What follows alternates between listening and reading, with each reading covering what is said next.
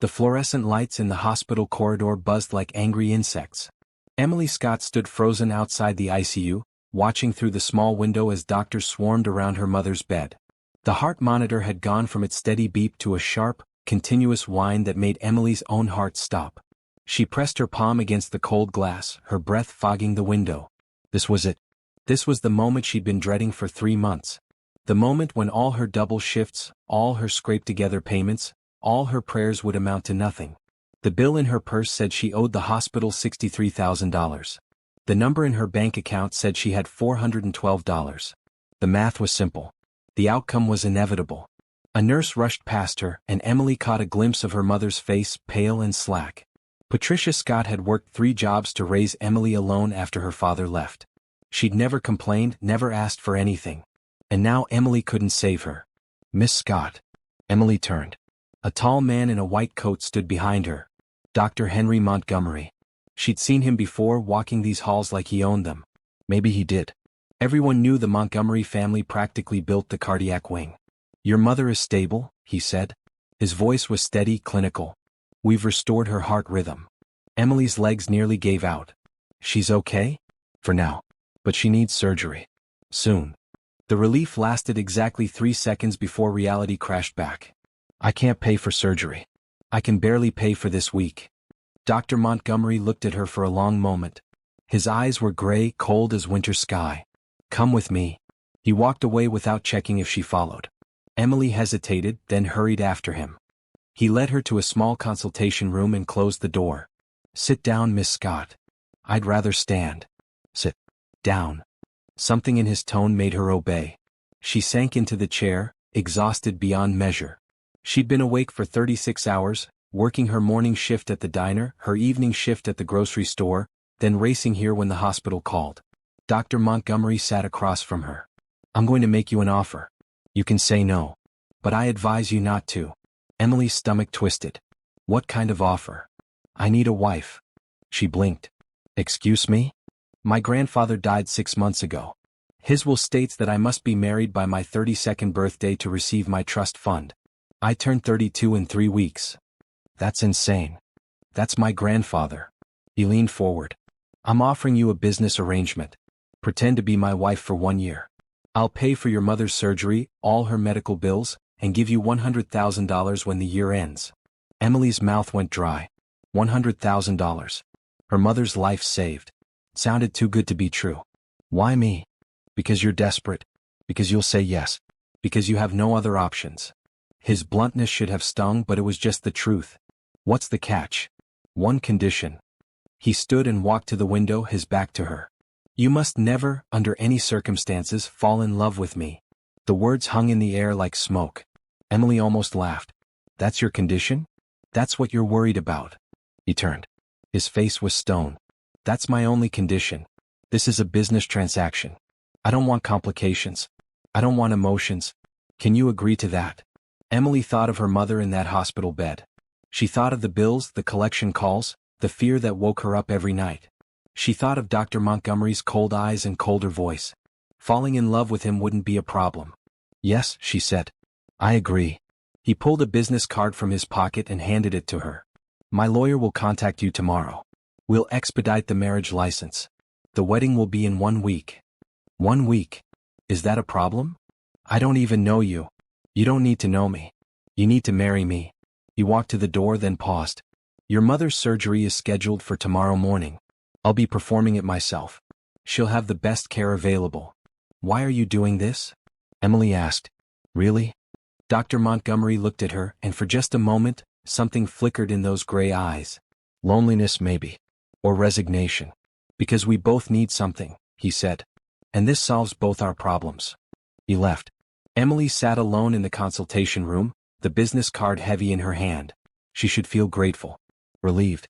Instead, she felt like she'd just agreed to something that would change everything. Her phone buzzed. A text from the hospital billing department. Another payment overdue. Emily looked at the card.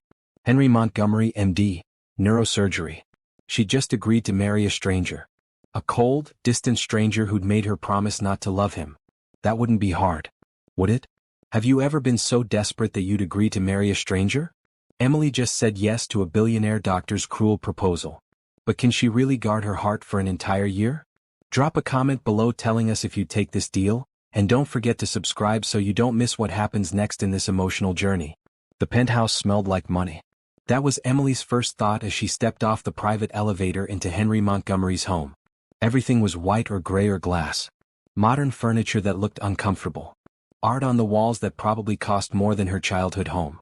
She set down her 2 suitcases, everything she owned in the world, and felt completely out of place. Your room is down the hall. Henry appeared from somewhere, still in his work clothes. He'd just come from the hospital where he'd successfully performed her mother's surgery 6 days ago. Patricia was recovering well, better than the doctors had hoped. My room. Emily followed him down a hallway lined with abstract paintings. Did you think we'd share? He opened a door to a bedroom bigger than her entire apartment. Floor-to-ceiling windows overlooked the city. A massive bed with crisp white sheets. A closet the size of most people's living rooms. I guess I didn't think about it. We maintain separate spaces. Separate lives. We appear together for public events and family dinners. Otherwise, you're free to do as you please. He handed her a folder. This is your copy of our contract. Read it thoroughly. Emily opened the folder. 20 pages of legal text. Her hands shook slightly as she flipped through. The key points, Henry said, his voice as flat as if he were reciting a grocery list. You'll attend medical galas, charity events, and monthly family dinners with me. You'll wear appropriate clothing which will be provided. You'll maintain the fiction of our relationship in public. You won't speak to the press without approval. You'll stay faithful during our arrangement. Faithful. Emily looked up. We're not really married. Legally we are. Tomorrow. And my family can't know this is fake. Right? Emily set down the folder. What about you? What about me? Do you have to stay faithful? Something cold flashed in his eyes. I have no interest in romantic entanglements, Miss Scott. That's why we're in this situation. It's Mrs. Montgomery now, Emily said. Or it will be tomorrow. Tomorrow you'll sign your name on a document and stand beside me while someone reads words neither of us means. Let's not romanticize it. Emily felt anger spark in her chest. My mother almost died last week. You saved her life. I'm grateful for that. But you don't have to be cruel about this arrangement. Henry studied her for a long moment. I'm not being cruel. I'm being clear. Clarity prevents misunderstandings. Fine. Let me be clear too. I'll play my part. I'll smile at your family and wear the right dresses and pretend I'm madly in love with you. But when we're alone, you don't get to treat me like I'm nothing. Fair enough. He turned to leave, then stopped. My mother will be at the ceremony tomorrow. She's difficult. You're not exactly easy. Almost she saw him smile. But it vanished before she could be sure. Dinner is at 7. The kitchen is fully stocked. Cook whatever you like. Will you be here? I'm going back to the hospital. You just worked a 12-hour shift. 16 hours. And I have patients who need me. He walked away, his footsteps silent on the expensive floors. Emily stood alone in the bedroom that would be hers for the next year. She walked to the window and looked out at the city lights. Somewhere out there, her mother was sleeping peacefully in a hospital bed, her heart steady and strong. Emily had made the right choice. She knew that. So why did she feel so alone? She spent the evening reading the contract. The language was cold, clinical, exactly like Henry. She'd receive a monthly allowance for personal expenses. She could continue working if she chose, though it wasn't required. At the end of 1 year, assuming she'd upheld all conditions, she'd receive her payment and they'd quietly divorce. There was a knock on her door at 10:30. Emily opened it to find Henry standing there with a small box. This is for tomorrow, he said, handing it to her. Inside was a ring. A simple platinum band with a single diamond. Beautiful and understated. It was my grandmother's, Henry said. My mother will expect to see it. Your grandmother's? Emily looked up at him. Doesn't that make this feel wrong? Using her ring for a fake marriage? My grandmother would have understood practicality. But something in his voice suggested he wasn't entirely sure about that. Tell me about her. Why? Because if I'm going to wear her ring, I should know something about her. Henry leaned against the doorframe. He looked exhausted, deep shadows under his gray eyes. Her name was Eleanor. She married my grandfather in 1962. Everyone said it wouldn't last because she was a nurse and he was from old money. They were married 48 years when she died. She sounds strong. She was the strongest person I knew. Henry straightened. Get some sleep. We have a long day tomorrow. Henry? Emily called as he walked away. He turned back. Thank you. For saving my mother. Whatever else this is, thank you for that. He nodded once, then disappeared down the hallway. Emily slipped the ring on her finger. It fit perfectly, like it was meant to be there. She twisted it, watching how it caught the light. Tomorrow she'd become Mrs. Henry Montgomery. Tomorrow her life would change completely. She just had to remember, this wasn't real. This was business. She would not fall in love with the cold, distant man who'd saved her mother's life and asked for nothing but her presence in return. That should be easy, shouldn't it? The courthouse ceremony took 11 minutes. Emily wore a simple blue dress that Beth, Henry's sister, had brought her that morning. Beth was 26, warm where Henry was cold, with genuine kindness in her brown eyes. He's not as bad as he seems, Beth whispered while they waited. He's just forgotten how to be anything else. Catherine Montgomery sat in the front row, her expression carved from ice. She wore pearls and judgment in equal measure. When the officiant announced them married, Catherine didn't smile. She didn't even blink. Henry kissed Emily's cheek, quick and perfunctory. His lips were cool. Congratulations, Catherine said afterward, the word dropping like a stone. Welcome to the family, Emily. Thank you, Mrs. Montgomery. Call me Catherine. After all, we're family now. The way she said family made it sound like a threat. Beth hugged Emily tight. Don't let Mother intimidate you. She intimidates everyone. I can hear you, Elizabeth, Catherine said. I know, Mother. That's why I said it loud enough. The tension broke slightly. Even Henry's mouth twitched, though he quickly controlled it. They went to lunch at an expensive restaurant where Emily didn't recognize half the items on the menu. She ordered the chicken because at least she knew what that was. Henry ordered for her a side salad without asking, and she let it go. Pick your battles, her mother always said. So Emily, Catherine said, cutting her fish with surgical precision. Henry tells me you're a waitress. I work at a diner, yes. And I stock shelves at Morrison's grocery 3 nights a week. How industrious. Catherine's smile didn't reach her eyes. And your family? What do they do? My mother was a housekeeper before she got sick. My father isn't in the picture. I see. 2 words that contained volumes of judgment. Mother, Henry said quietly. A warning. I'm simply getting to know my new daughter-in-law. Catherine set down her fork. You must understand, Henry, this is rather sudden. 3 weeks ago you'd never mentioned Emily. Now you're married. Forgive a mother for being curious. We kept our relationship private, Henry said. His hand found Emily's under the table, squeezed once. Playing his part. I wanted to be sure before introducing Emily to the family. And are you sure? Catherine asked. Because marriage is a serious commitment. I'm sure, Henry said, looking at Emily. His gray eyes held hers. I've never been more certain of anything. For a moment, Emily almost believed him. He was a good actor. She needed to be just as good. I love him, Emily said, the lie smooth on her tongue. I know it seems fast, but sometimes you just know. You know. Catherine studied her like a specimen under glass. Yes, I suppose sometimes you do. The rest of the lunch passed in stilted conversation. Beth tried to lighten the mood, asking Emily about her favorite movies and books. Catherine asked pointed questions about Emily's education, her background, her intentions.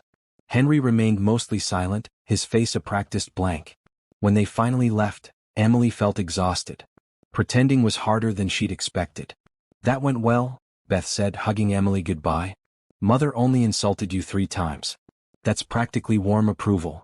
She doesn't trust me, Emily said. She doesn't trust anyone. But she'll come around. Beth squeezed her arm. Come over for coffee soon? Just us. I'd like to get to know my new sister. I'd like that. Henry drove them home in silence. Emily watched the city pass by the window. She was married now. Actually, legally married. The weight of it settled on her shoulders. You did well, Henry said finally. So did you. My mother will investigate you. Thoroughly. Emily turned to look at him. Will she find anything that breaks our agreement? No. I had my lawyer prepare a cover story. We met at the hospital 6 months ago. You were visiting your mother. We started talking. It progressed from there. You've thought of everything. I have to.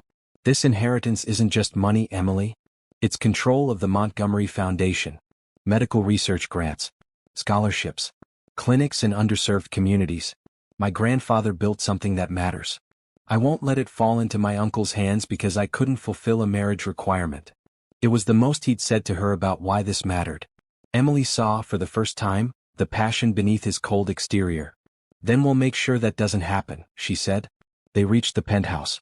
Henry parked in his private garage and they rode the elevator up in silence. When the doors opened, Emily stepped into what was now her home. I'm going to the hospital, Henry said. On your wedding day? I have rounds. Patients don't stop needing care because I got married. Right? Emily watched him head for the door. Henry? He turned. Are we going to tell anyone this isn't real? Beth. She seems kind. She'd understand. No one can know.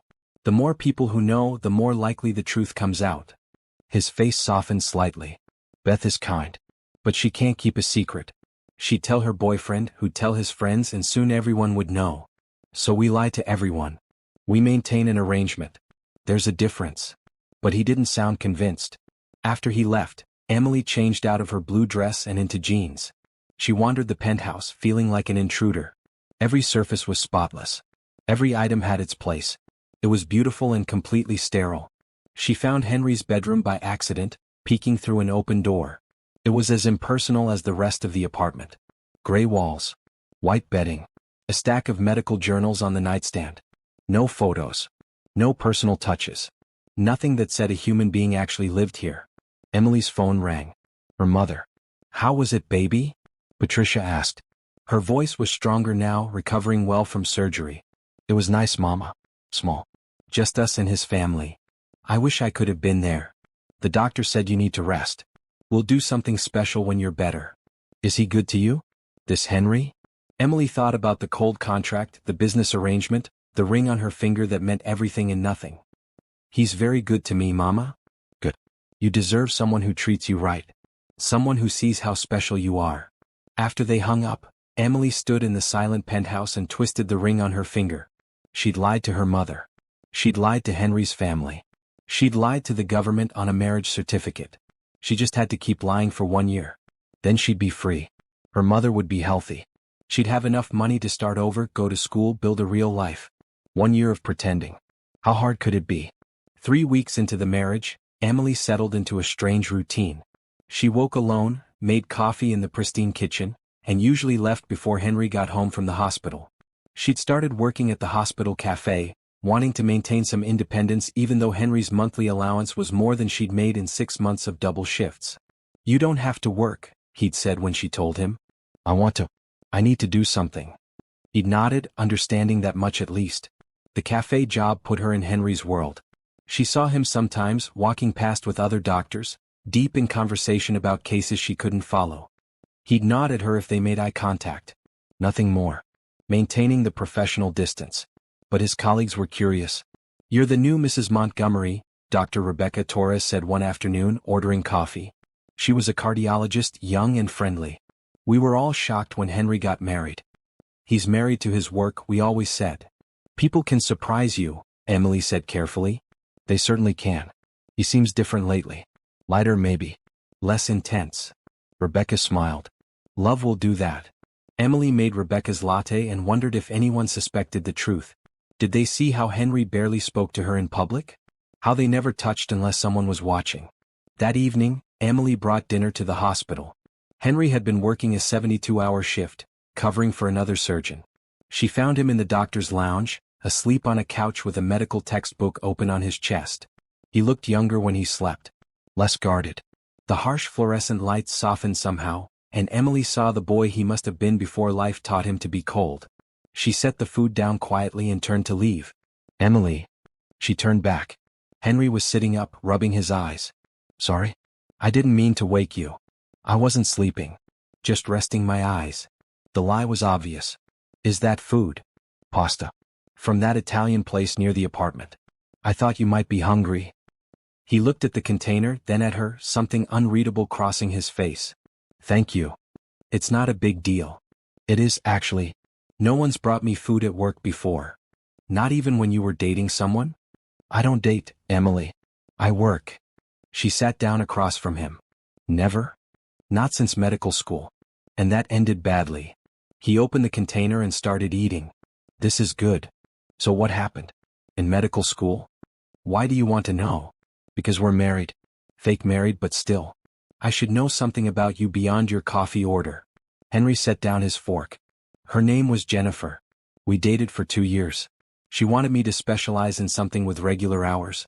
Dermatology, maybe. Something that would give us a life together. I chose neurosurgery. And she left. She said I'd always love medicine more than I'd love her. She was right. You went back to eating. What about you? Serious relationships. 1. Tyler. We dated through high school. He wanted to get married right after graduation. I wanted to go to college first.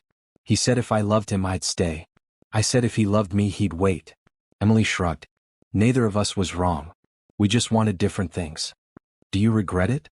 Not marrying him? No. He married someone else 6 months later. They have 3 kids now. He's happy. And you? I'm sitting in a hospital break room with my fake husband, so my life's taken some unexpected turns. Emily smiled. But my mother's alive. That's what matters. Henry studied her. You don't regret this arrangement? Ask me in a year. Fair enough. They sat in comfortable silence while Henry finished eating. A nurse stuck her head in looking for him. Dr. Montgomery? Mrs. Chin is asking for you. Tell her I'll be right there. He stood, straightening his coat. Thank you for dinner. Really? You're welcome. Emily watched him go, watched him transform from the tired man eating pasta to the confident surgeon his patients needed. She'd seen it before this shift. It was like watching someone put on armor. Over the next few weeks, Emily kept bringing him food when his shifts ran long. They started talking more, brief conversations in the doctor's lounge. Henry asked about her mother's recovery. Emily asked about his cases and he'd explain them in simple terms, his eyes lighting up when he talked about the brain's complexity. You love it, Emily said one night. Your work. It's all I have. The words came out before he could stop them. He looked away quickly. I should get back. But Emily had heard the loneliness in his voice, had seen the flicker of something real beneath the professional mask. Beth called one Saturday insisting Emily come shopping. We're sisters now. Sisters shop together. They went to stores Emily had only seen from the outside. Beth insisted on buying her things, ignoring Emily's protests. Consider it a belated wedding gift, Beth said, holding up a red dress. Try this on. It'll look beautiful on you. In the dressing room, Emily looked at herself in the expensive dress. It fit perfectly, hugged her curves, made her feel beautiful. She thought about Henry seeing her in it and quickly pushed the thought away. You're thinking about him, Beth said when Emily came out. What? No. Yes, you are. You have this look. Like you're worried and hopeful at the same time. Beth tilted her head. He's not easy to love, my brother. But he's worth it. I don't love him, Emily said quickly. Too quickly. Beth just smiled. Not yet, maybe. They bought the dress. And when Henry came home that night, earlier than usual, Emily was wearing it. He stopped in the doorway. Stare. I was just trying it on, Emily said. Beth insisted. It's good. You look good. He cleared his throat. I have paperwork to do. He disappeared into his bedroom. But Emily had seen something in his eyes. Something that looked almost like hunger. She changed quickly, her heart racing. This was dangerous. This feeling building between them, these small moments of connection. This was exactly what they'd agreed not to let happen. But as Emily lay in bed that night, she couldn't stop thinking about the way Henry had looked at her. Couldn't stop remembering the warmth in his voice when he talked about medicine. The loneliness that echoed in the perfect, empty penthouse. She'd promised not to fall in love with him. That promise was getting harder to keep. Emily's phone rang at 3 a.m. Hospital. The word on the screen made her heart stop. Your mother's asking for you, the night nurse said. She's okay, just anxious. But she'd feel better if you came. Emily dressed quickly and quietly. She didn't want to wake Henry, but when she opened her bedroom door, he was already standing in the hallway dressed. I heard your phone, he said. I'll drive you. You don't have to. I'm driving you, Emily. They rode to the hospital in silence. Emily's hands were shaking. Her mother had been recovering so well. 3 weeks post-surgery and ahead of schedule. But heart conditions were tricky. They could turn bad so quickly. Henry parked in the doctor's lot and walked with her to the cardiac wing. Patricia was sitting up in bed, looking tired but stable. Mama, Emily rushed to her side. Are you okay? What happened?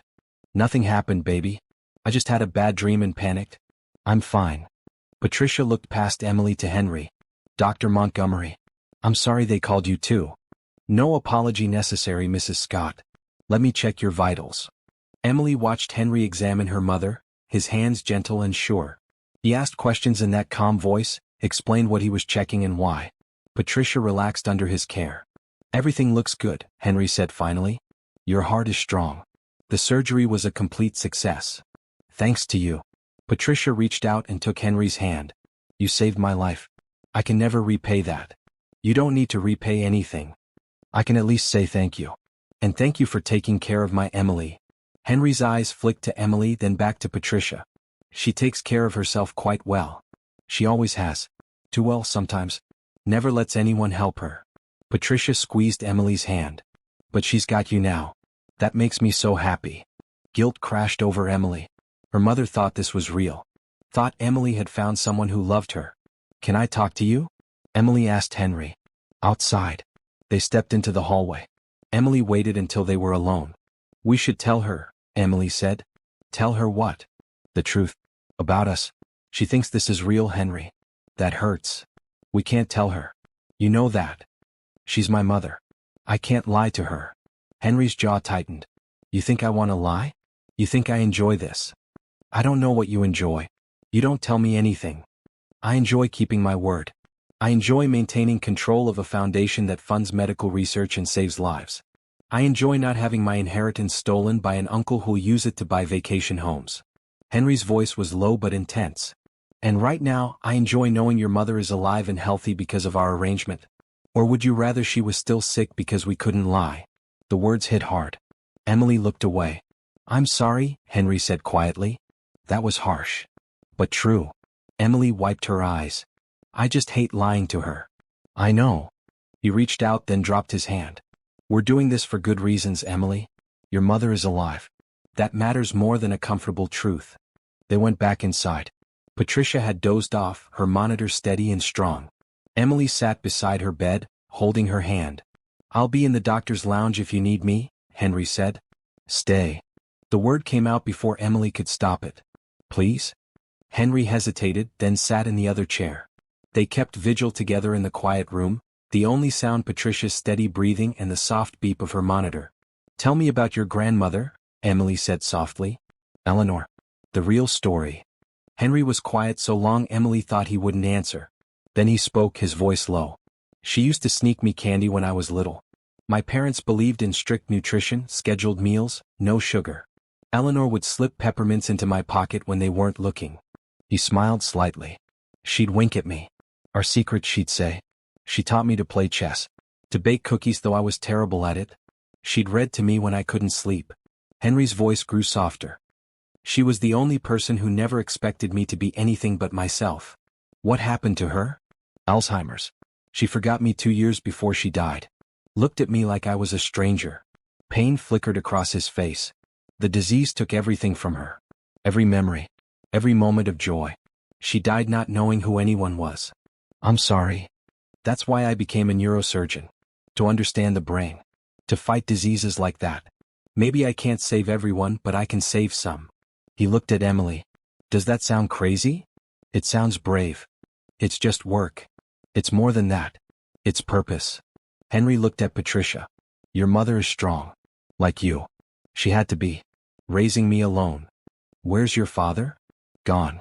He left when I was 5. Said he never wanted to be a father, that we trapped him. My mother never spoke badly about him, but I saw what his leaving did to her. She worked herself to exhaustion to give me a good life. That's why you work so hard. Why you wouldn't take my money without earning it. I don't want to owe anyone anything. Owing people gives them power over you. Is that how you see our arrangement? Me having power over you? Emily met his eyes. Don't you? Henry looked away. I suppose I do.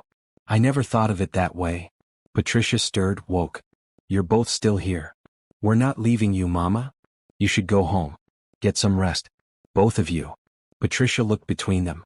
Take care of each other. Promise me that. We promise, Emily said. Henry drove them home as dawn broke over the city. Emily was exhausted, emotionally wrung out. When they reached the penthouse, Henry walked her to her bedroom door. Your mother is going to be fine, he said. I know. Thanks to you. Emily. He said her name like he was testing it. I'm glad she's okay. Me too. They stood there inches apart. Emily could see the shadows under his eyes, the stubble on his jaw. He looked vulnerable in the early morning light. Get some sleep, Henry said finally, stepping back, creating distance again. Emily watched him walk to his room. Watched him retreat back into his armor. But she'd seen beneath it tonight. Seen the man who loved his grandmother enough to dedicate his life to fighting brain disease. The man who cared enough to sit with her in a hospital room for hours, keeping watch over a woman who wasn't even really his mother-in-law. The man she was absolutely, definitely not supposed to fall in love with. You're coming to the estate for Christmas, Beth announced over coffee. Mother insists. And when Mother insists, we all obey. Emily hadn't planned to spend Christmas with Henry's family. She'd imagined spending it quietly with her mother, maybe cooking dinner in the huge penthouse kitchen. I don't know, Emily said. That seems intrusive. Your family now. Family comes to Christmas. Beth grinned. Besides, I need an ally. Mother's sisters will be there, and they're worse than she is. How is that possible? Years of practice. Emily mentioned it to Henry that evening. He was home early for once, only a 10-hour shift. He looked tired but less exhausted than usual. Beth told you about Christmas, he said. It wasn't a question. She did. Do we have to go? My mother will consider it an insult if we don't. And we can't afford to make her suspicious right now. Henry loosened his tie. It's 2 days. We can manage 2 days. 2 days of pretending to be in love while your mother watches us like a hawk. Perfect. You knew what this arrangement entailed. I know. I'm not backing out. I'm just saying it won't be easy. Henry studied her. Is this too hard? The arrangement? We could find another way. No. I'm fine. Just nervous about meeting your extended family. They're not that bad. Except Aunt Millicent. She's terrible. Emily laughed, surprised. Did you just make a joke? Possibly. Don't get used to it. But he was smiling slightly, and Emily felt warmth spread through her chest. These moments were becoming more frequent. Small cracks in Henry's armor. Brief glimpses of the man beneath. They drove to the estate on Christmas Eve. Snow had fallen overnight, covering the grounds in white. The Montgomery estate was massive, a colonial mansion that looked like something from a movie. You grew up here? Emily asked. Unfortunately. It's beautiful. It's a museum. No one actually lives in it. They just exist here. Catherine met them at the door. She wore a green dress with pearls, looking elegant and forbidding. Henry. Emily. Welcome. Catherine kissed Henry's cheek, then turned to Emily. Let me show you to your room. Their room, Mother, Beth corrected, appearing with a wine glass already in hand. They're married. They share a room. Catherine's smile tightened. Of course. How silly of me. She led them upstairs to a bedroom that was somehow both luxurious and uncomfortable. Antique furniture. A massive 4-poster bed. Oil paintings of stern ancestors on the walls. Dinner is at 7, Catherine said. Dress appropriately. After she left, Emily and Henry stood awkwardly in the room. I'll sleep on the couch, Henry said, pointing to a small love seat that he'd never fit on. Don't be ridiculous. The bed is huge. We can share it. Emily. We're adults, Henry. We can sleep in the same bed without it meaning anything. He looked uncomfortable but nodded. Fine. But I'm putting pillows between us. Whatever makes you feel safe. Emily unpacked while Henry checked his messages. She brought the red dress Beth had bought her, wondering if she'd have a chance to wear it. Dinner was a trial. Catherine's sisters, Millicent and Prudence, were exactly as Beth had described. They asked invasive questions and made pointed comments about Emily's background. So you were a waitress, Millicent said, making it sound like a crime. I still work at the hospital cafe. How quaint. Most Montgomery wives don't work. Emily isn't most wives, Henry said quietly. A defense. Emily's heart squeezed. After dinner, Beth grabbed Emily's arm. Let's escape. I'll show you the grounds. They bundled up and walked through the snow-covered gardens. The estate was beautiful under moonlight, peaceful in a way the house wasn't. Thank you for being here, Beth said. Having you makes this bearable. Your family isn't that bad. You're kind. They're awful. Except Henry. He's different. He's certainly something. Beth stopped walking. Can I tell you something? About my brother? Of course. He wasn't always so closed off. When we were kids he was warm. Funny even. But our parents pushed him so hard. Perfect grades. Perfect behavior. Perfect everything. And when our grandmother died, when he saw what Alzheimer's did to her, something broke in him. Emily listened, her heart aching. He decided feelings were dangerous. That love makes you vulnerable. So he just stopped feeling things. Or pretending he didn't anyway. Beth looked at Emily. But I've seen him with you. He's different. Lighter. I think you're good for him. Beth, I don't know if that's true. I do.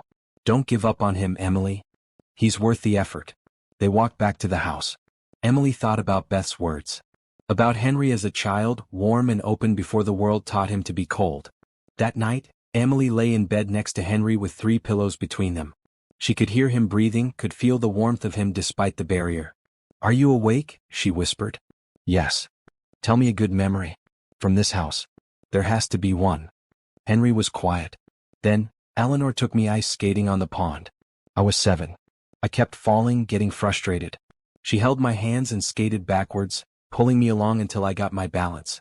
She never let go until I was ready. That's a beautiful memory. It is. Thank you for sharing it. Thank you for asking. They lay in silence. Emily wanted to reach across the pillows, take his hand. Wanted to tell him he didn't have to be alone. But she couldn't. She'd promised not to fall in love with him. That promise felt impossible now. Emily was working her shift at the cafe when she saw Catherine Montgomery approach. The older woman looked severe in a navy coat and heels. Mrs. Montgomery, Emily said carefully, can I get you something? Coffee. Black. And 5 minutes of your time.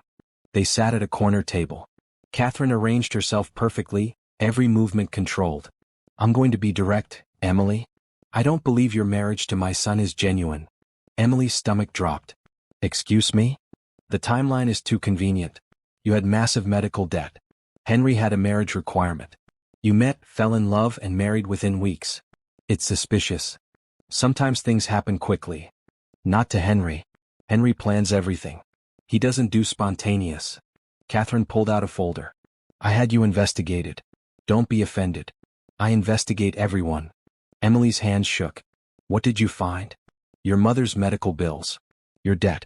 The timing of Henry's proposal matching exactly when you'd exhausted all other options. Catherine's eyes were sharp.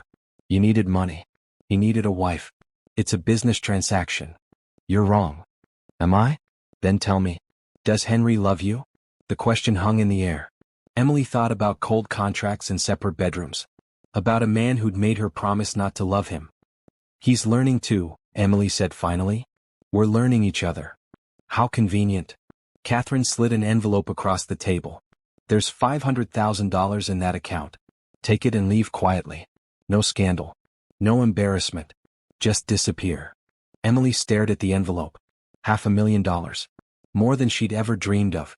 Enough to take care of her mother forever. Enough to start over anywhere. No, she said. No. I'm not leaving Henry. For money? You married him for money, Emily. Don't pretend otherwise. I married him because he saved my mother's life. Because he offered me a way out when I had none. Because he's brilliant and lonely and deserves someone who sees that. Emily stood. You can investigate me all you want. You can judge my background. But I'm not leaving him for your money or your approval. She walked away, her whole body shaking. She made it to the bathroom before the tears came. She just defended a fake marriage like it was real. Had spoken about Henry like she loved him. Maybe because she did. The realization hit hard. She loved him. Somewhere between midnight hospital visits and shared conversations and glimpses of the man beneath the armor, she'd fallen completely in love with her fake husband. She'd broken the one rule she'd promised to keep. Emily finished her shift in a daze. When she got home, Henry was in the living room earlier than usual. He looked angry. My mother visited you today. She told you? She called to inform me that my wife is either a gold digger or an actress. Possibly both. Henry's voice was cold. She offered you money to leave. I know. I said no. Why? Because I'm not leaving. Emily, if you want out of this arrangement, just tell me. Don't make it complicated. I don't want out. The words came out fierce. Your mother doesn't scare me. Her money doesn't tempt me. I made an agreement with you and I'm keeping it. Henry stared at her. She'll keep digging. Keep pushing. She won't stop until she proves we're fake. Then let her try. We'll keep being us. We'll keep doing what we're doing. What are we doing, Emily? He took a step closer. Because I'm confused. This was supposed to be simple. A business deal. But it doesn't feel simple anymore. Emily's heart raced. What does it feel like? Complicated. Messy. Real. He ran his hand through his hair. You were supposed to be easy to keep at a distance. You're not easy. You're impossible. I'm impossible? You bring me food at work. You talk to me about my grandmother. You wear dresses that make me forget we're pretending. His voice dropped. You make me want things I promised myself I'd never want again. Like what? Like someone to come home to. Like conversations that matter. Like someone who sees me and doesn't run. He looked at her and his eyes were full of things unsaid. Like you. Emily couldn't breathe. Henry. I can't do this. I can't keep pretending this doesn't matter. He walked to the window, his back to her. Maybe my mother's right. Maybe we should end this. Is that what you want? I don't know what I want anymore. That's the problem. Emily walked to him. Put her hand on his arm. He flinched but didn't pull away. I broke the rule, she said quietly. The one condition you had. I broke it. He turned. What? I fell in love with you. I don't know when it happened. Maybe when you saved my mother. Maybe when you shared memories of Eleanor. Maybe it was gradual, all these small moments adding up. Emily's voice shook. But I love you, Henry. I know I wasn't supposed to. I know it complicates everything. But I can't help it. Henry stared at her. You love me? Yes. That's impossible. Apparently not. I'm cold. Distant. I work too much. I barely talk. I made you sign a contract promising not to love me. I know all that. I love you anyway. Why? Because beneath all that coldness is someone warm. Someone who sits with patience and explains things gently. Someone who loved his grandmother enough to dedicate his life to fighting brain disease. Someone who's lonely and doesn't have to be. Emily touched his face. I love you because I see who you really are, Henry. And that person is worth loving. Henry closed his eyes. I can't promise you anything. I'm not asking for promises. I don't know how to do this. How to be what you need. Just be honest. That's all I need. He opened his eyes. Looked at her like she was something precious and terrifying. I'm scared, he whispered. Terrified, actually. Of what? Of this. Of you. Of feeling this much. His hand came up to cup her face. But I can't stop. I've tried. Every day I tell myself to maintain distance, keep it professional. And every day I fail. Then stop trying. Emily, if we do this, if we make this real, everything changes. I know. My life is complicated. My family is difficult. My work is demanding. I know that too. And you still want this? I want you. Henry pulled her close, rested his forehead against hers. I'm going to mess this up. I don't know how to be in a relationship. We'll figure it out together. He kissed her. Finally, after months of distance and pretending, he kissed her. It was gentle and desperate and real. When they pulled apart, Emily was crying. Don't cry, Henry said, wiping her tears. I'm happy. Happy people don't usually cry. Happy people who've spent months pretending not to love someone do. He smiled. Actually smiled. I suppose that's fair. They stood holding each other in the quiet penthouse. Outside, the city glittered with lights. Inside, something that started as fake had become devastatingly real. We still have to deal with my mother, Henry said. We will. She's not going to make this easy. Nothing worth having is easy. Henry pulled back to look at her. When did you become so wise? I've always been wise. You were just too closed off to notice. Fair point. He kissed her forehead. I don't know how to do this, Emily. I don't know how to be what you need. Just be you. That's enough. But as they held each other, Emily wondered if it really would be enough. If love could overcome the walls Henry had built. If what they felt could survive the scrutiny of his family and the complexity of their situation. She hoped so. She had to hope so. Because she'd fallen in love with a man who didn't believe in love. And now she had to prove to him that it was real. The 6-month mark arrived quietly. Emily had been living in Henry's penthouse for half a year. Her mother was healthy, back to working part-time and happy. The trust fund had been released to Henry 2 weeks prior. He now had complete access to his inheritance. Which meant he didn't need Emily anymore. She tried not to think about it. Tried to focus on the moments they'd been sharing. Henry came home earlier now sometimes. They ate dinner together. Talked about their days. He'd started sleeping in her room, though he always asked permission first, like he wasn't sure he was welcome. But he'd never said he loved her. Never put words to what was happening between them. Emily told herself that was okay. That actions mattered more than words. But doubt crept in during quiet moments. The contract said 1 year. They were halfway through. What happened after? "You're thinking too loud," Henry said one evening. They were on the couch, Emily reading while Henry reviewed patient files. "Just tired." "Liar." He set down his papers. "What's wrong?" "Nothing." "Emily." She closed her book. "Do you want me to leave? Now that you have the trust fund?" Henry stiffened. "Is that what you want? I asked you first." "I don't want you to leave." He said it carefully like the words might break. "But I don't know if I'm giving you what you need." "What do you think I need?" "More than I know how to give. Romance. Grand gestures. Someone who's home more than he's at work." "I don't need grand gestures, Henry. I need honesty." "Then honestly? I don't know what I'm doing. I've never done this before. Had someone who mattered. Someone who made me want to be home instead of at the hospital. Is that what I am? Someone who matters." He looked at her and his eyes held something raw. "You're everything. That terrifies me." Before Emily could respond, his phone rang. "Hospital. Emergency. You had to go." "I'm sorry," he said, already moving toward the door. "It's okay. Go." But he hesitated. Turned back. Kissed her quickly. "We'll talk. When I get back. We'll really talk." He left. Emily sat alone in the silent penthouse, her heart racing. Everything. He'd called her everything. But he still couldn't say the actual words. Hours passed. Then days. Henry was stuck at the hospital with a complex case, a young girl with a brain tumor. He texted updates but didn't come home. Emily threw herself into work, picking up extra shifts. Anything to avoid the empty apartment and her spiraling thoughts. Beth called. "Coffee tomorrow? I haven't seen you in weeks." "I've been busy." "Liar. You're avoiding me."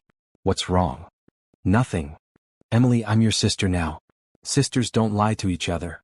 Beth's voice softened. "Please?" They met at a cafe near the hospital.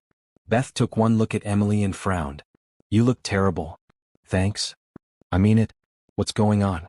Are you and Henry fighting?" "We're not fighting. We're just existing separately. Which is basically what we've always done." "That's not true. I've seen how he looks at you." "How does he look at me?" "Like you're the only person in the room. Like you matter more than anything." Beth stirred her coffee. "Has he told you about Jennifer? His ex from medical school?" "A little." "She destroyed him. Told him he was incapable of love. That he'd always choose work over people. That he was emotionally broken." Beth's eyes flashed with anger. He believed her. Spent years believing there was something fundamentally wrong with him. Emily's chest ached. "He's not broken. I know that. You know that. But he doesn't." Beth reached across the table. "He loves you, Emily. Even if he can't say it yet. I've never seen him like this with anyone. What if it's not enough? What if I love him but he can't let himself love me back? Then you decide if waiting is worth it. Only you can make that choice." Emily went home to find the penthouse still empty. She wandered through the rooms thinking about Beth's words. About Jennifer's cruelty. About Henry's fear of feeling too much. She found herself in his bedroom. She'd never really looked around before, respecting his privacy. But now she studied the space. Medical journals. Photos of Eleanor. A drawing, childish and simple, of a house with stick figures labeled "Me" and "Grandma." Awards and certificates that meant nothing to him shoved in drawers. And a small box on his nightstand. Inside, ticket stubs. Coffee shop receipts. A napkin with a doodle. All things from their time together. Small moments he'd kept. Emily's eyes filled with tears. He did love her. Maybe he couldn't say it. Maybe he didn't even realize it himself. But he loved her. Henry came home 3 days later, exhausted and haunted. The girl had died during surgery. He tried everything, but sometimes everything wasn't enough. "I'm sorry," Emily said, wrapping her arms around him. He held her tight. She was 12. She had her whole life ahead of her. "You did everything you could. It wasn't enough. You can't save everyone, Henry." "I know. But it never gets easier. Losing them." They stood in the hallway holding each other. Emily felt him shaking, felt the grief he carried. "Come on," she said softly. "Let's get you to bed." She led him to her room, helped him out of his coat. He collapsed on the bed, pulling her down beside him. "Don't leave," he whispered. "Please don't leave me. I'm not going anywhere." "Promise." "I promise." He fell asleep holding her. Emily lay awake watching him. This complicated, brilliant, broken man who'd saved her mother's life and then stolen her heart. Beth was right. Emily had to decide if waiting was worth it. If loving someone who couldn't quite love her back was enough. She looked at Henry's sleeping face. At the vulnerability there, the exhaustion, the pain he carried. Yes, she decided. He was worth waiting for. Worth fighting for. Worth loving even when it was hard. She just hoped he'd eventually fight for her too. Emily was restocking shelves in the hospital cafe when Beth found her. "We need to talk," Beth said urgently. Privately. They went to an empty conference room. Beth closed the door and turned to Emily, her face serious. "I found out something about Henry's inheritance. About grandfather's will." "Okay. There's another clause. One Henry didn't tell you about." Beth pulled out papers. "If Henry divorces within 5 years of marrying, he loses everything. The trust fund, control of the foundation, all of it." Emily's stomach dropped. What? Grandfather wanted to ensure any marriage was real, lasting. So he added this clause. If Henry divorces within 5 years, Uncle Richard gets everything. But the condition about not falling in love. Henry made that rule himself? Yes. That wasn't in the will. That was all Henry. Beth sat down. "Emily, I think he was protecting himself. Making sure he didn't get hurt. He knew from the start that you were dangerous to his carefully controlled life." Emily sank into a chair. "So the whole time he could have just let himself feel. Could have just admitted what was happening. He was scared. He probably still is. Does he know you found this out?" "No. And you can't tell him I told you. Mother showed me the will when she was investigating you. She wanted me to see what was at stake." Beth touched Emily's arm. "But I think you deserve to know the truth. He's been sabotaging this from the start, convinced it couldn't be real. Convinced he'd mess it up." After Beth left, Emily sat alone in the conference room. Everything made sense now. Henry's coldness at the beginning. His insistence on distance. His fear when they started getting close. He'd been protecting himself. Setting up barriers. Making rules to keep himself from feeling too much. But he'd failed. They both had. Emily found Henry in the hospital chapel that evening. He was sitting alone in the empty space, staring at nothing. "Hey," she said softly. He looked up. "Hey. What are you doing here?" "Looking for you." She sat beside him. "Long day. Long month. Henry, I need to talk to you about something." "That sounds ominous." "I know about the 5-year clause. In your grandfather's will." Henry went still. "Who told you? Does it matter?" "Beth." It was Beth. He stood pacing. "She had no right to tell you that. She thought I deserved to know. And she's right." Emily stood too. "You lied to me, Henry. Not directly but by omission. You made me think the condition about not falling in love was part of your grandfather's will. Part of what we had to maintain. But it was just you. Protecting yourself." "I didn't lie." "You didn't tell the truth either." Henry turned to face her. "You're right. I should have told you. But I was scared, Emily. Terrified of this. Of you. Of feeling this much. I know you're scared. But you can't keep hiding behind rules and contracts. This is real, Henry. What we have is real." "Is it? Or are you just here because of the arrangement?" "Don't do that. Don't minimize what I feel because you're afraid." "I'm not minimizing it. I'm questioning it. You needed money. I provided it. Your mother needed surgery. I performed it. How do I know you're not just grateful?" The words cut deep. Emily felt tears burn her eyes. "After everything. After months of being together. You still think I'm only here for your money?" "I don't know what to think anymore." "Then let me be clear. I love you. Not your money. Not what you can provide. The man who keeps ticket stubs in a box. The man who grieves for patients he couldn't save. The man who's so scared of being hurt that he'd rather push me away than risk feeling something real." "Emily. I'm tired of waiting for you to say it back.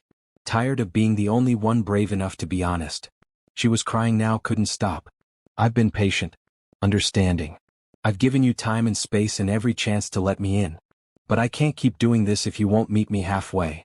What do you want from me? I want you to fight for this. For us. I want you to stop hiding behind fear and tell me what you actually feel." Henry looked at her and his face was full of pain. "I feel everything. That's the problem. I feel so much it terrifies me." "Then say it." 3 words, Henry. That's all I need. It's not that simple. It is that simple. Either you love me or you don't. Of course I love you. The words burst out of him raw and desperate. I've loved you since you brought me pasta at 3 in the morning, since you asked about Eleanor, since you stood up to my mother and refused to leave. I love you so much it keeps me awake at night. Happy now. Emily stared at him. You love me? Yes. God help me, yes. He ran his hand through his hair. But love isn't enough, Emily. Love doesn't change the fact that I'm terrible at this. That I work too much and talk too little and have no idea how to be what you need. You are what I need. This, right here. Honesty. Even when it's messy and hard. What if I mess this up? What if I hurt you? Then we'll deal with it. Together. She crossed to him, took his hands. I'm not Jennifer, Henry. I'm not going to leave because you work too much or because this is complicated. I'm here. I'm staying. But I need you to be here too. Really here. Not hiding behind walls and fear. Henry looked down at their joined hands. I don't know how to do this. Neither do I. We'll figure it out. What if we can't? What if we can? She squeezed his hands. I love you. You love me. That's a start. Henry pulled her close, buried his face in her hair. I'm sorry. For being scared. For hiding. For making this harder than it needed to be. I forgive you. But Henry, you have to let me in. All the way in. No more walls. I'll try. I can't promise I'll be good at it, but I'll try. That's enough. They stood holding each other in the quiet chapel. Outside, the hospital hummed with activity. But in this moment, they were just two people who'd found each other in the strangest way. Who'd built something real out of something fake. I love you, Henry said again, testing the words. I'm going to keep saying it until I'm good at it. Emily laughed through her tears. You're already good at it. I'm really not. You're perfect. Now I know you're lying. She kissed him. Long and deep and full of promise. When they pulled apart, Henry was smiling. Actually smiling. What? Emily asked. I just realized something. We're still technically in a fake marriage. Not so fake anymore. No. Definitely not fake. He touched her face. So what now? Now we start over. For real this time. No contracts. No conditions. Just us. I'd like that. Me too. They left the chapel hand in hand. There would be challenges ahead. Catherine would keep being difficult. Henry's work would keep being demanding. Life would keep being complicated. But they'd face it together. Honestly. Openly. With love that had started as pretend and become the realest thing either of them had ever known. 2 weeks after their conversation in the chapel, Emily woke to find Henry's side of the bed empty. Not unusual. He often woke early for rounds. But there was a note on his pillow. Meet me at the hospital cafe. 7 a.m. Don't be late. Emily smiled. Henry and his love of schedules. She dressed quickly and made her way to the cafe, wondering what this was about. The cafe was empty except for Henry. He sat at a corner table, 2 coffee cups waiting. He looked nervous. Good morning, Emily said, sliding into the seat across from him. Morning. He pushed a coffee toward her. Made exactly how she liked it. I have something to ask you. Okay. We got married for the wrong reasons. Because I needed to meet a requirement and you needed money. We signed a contract. Made rules. Kept each other at a distance. Henry, we've been through this. We're past that. I know. But I want to do this right. He reached across the table, took her hand. Emily Scott Montgomery, will you marry me? For real this time. Not because of money or requirements or my grandfather's will. But because I love you. Because you make me want to come home instead of hiding at work. Because you see the best in me even when I'm being impossible. Emily's eyes filled with tears. We're already married. Legally. But not really. Not in the way that matters. He pulled a small box from his pocket. Inside was a ring. Simple, beautiful. Not his grandmother's this time. I want to do this right. Start over. No contracts. No conditions. Just love. Yes. Emily was crying now, happy tears. Yes, of course, yes. Henry slipped the ring on her finger, beside his grandmother's ring that she'd never taken off. I'm not good at this. The romantic stuff. But I'm going to try. I'm going to be better. Present. Honest. You're already better. You're already everything I need. He kissed her across the table. When they pulled apart, Emily noticed something.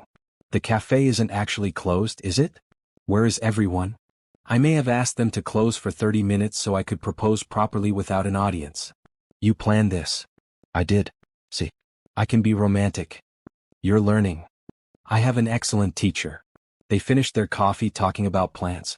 A small ceremony, they decided. Just family and close friends. Something that celebrated what they'd built, not what they'd pretended. What about your mother? Emily asked. She's still suspicious. Let her be suspicious. I don't care anymore. Henry squeezed her hand. I spent too long caring what she thought. What everyone thought. You taught me that. What did I teach you? That some things are worth fighting for. Worth the risk. Wise woman, this Emily. The wisest. I'm lucky I found her. They told Patricia first. She cried and hugged them both, thrilled that what she'd thought was real actually was. I knew it, she said. I saw the way you looked at each other. Love like that can't be faked. Beth was next. She screamed when they told her, practically tackling Emily with a hug. I knew you'd figure it out. I knew it. She turned to Henry. Don't mess this up, big brother. I'll try not to. No, don't try. Just don't. Okay. I won't. Catherine was the hardest. They went to her house together, united. Mother, we need to talk, Henry said. If this is about the investigation, I've already apologized. It's not about that. It's about Emily and me. You were right to be suspicious. Our marriage started as an arrangement. A business deal. Catherine's face hardened. I knew it. But it's not fake anymore. It hasn't been for months. I love her, Mother. Really love her.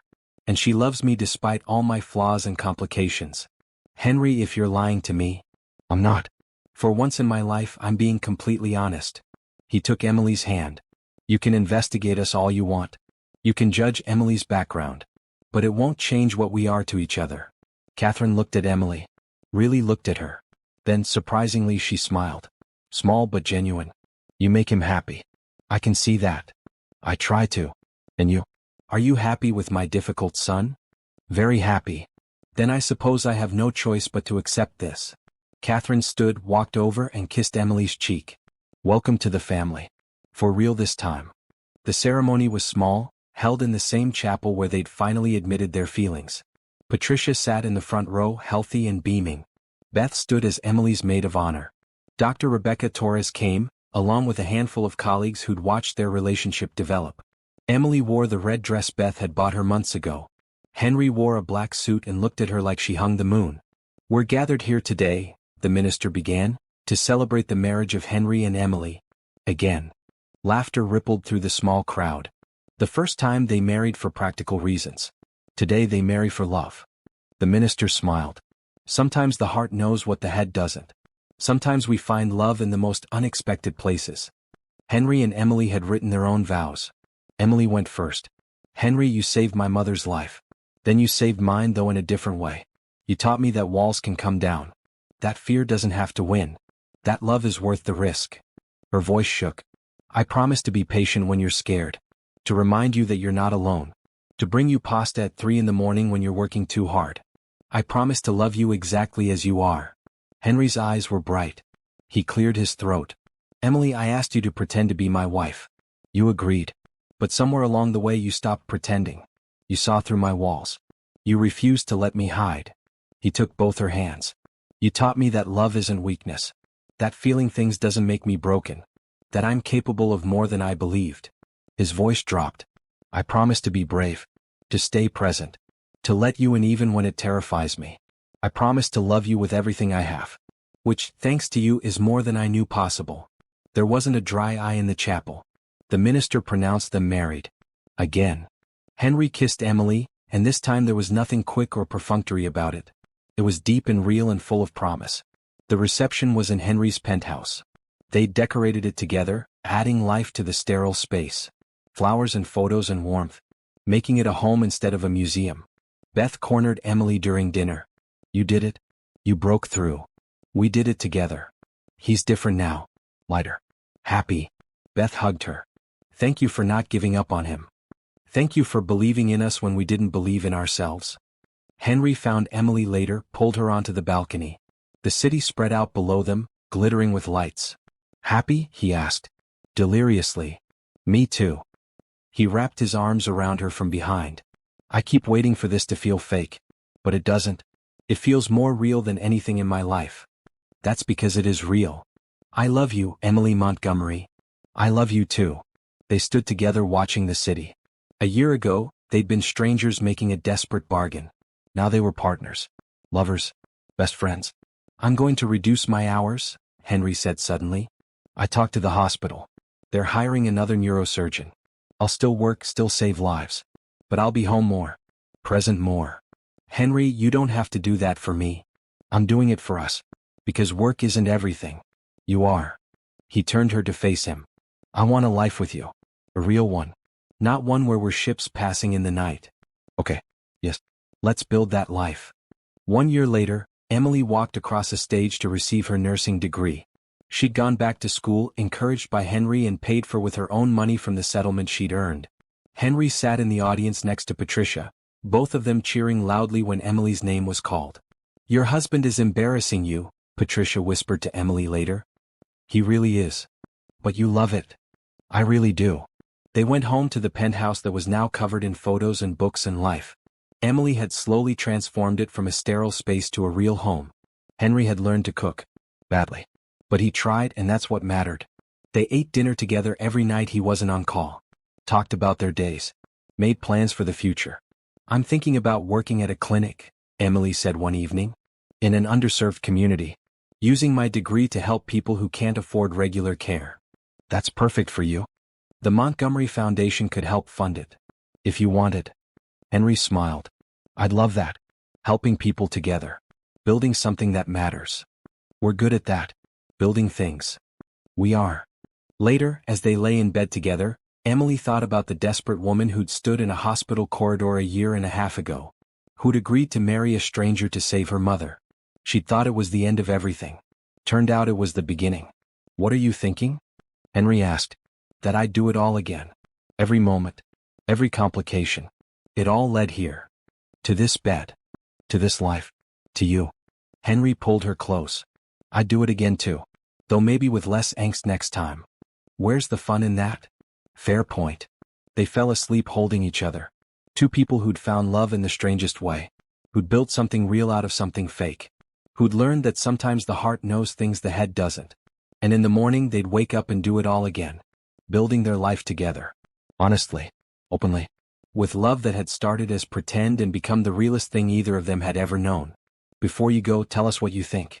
Would you marry someone for money if it meant saving your family? Could fake feelings ever become real love?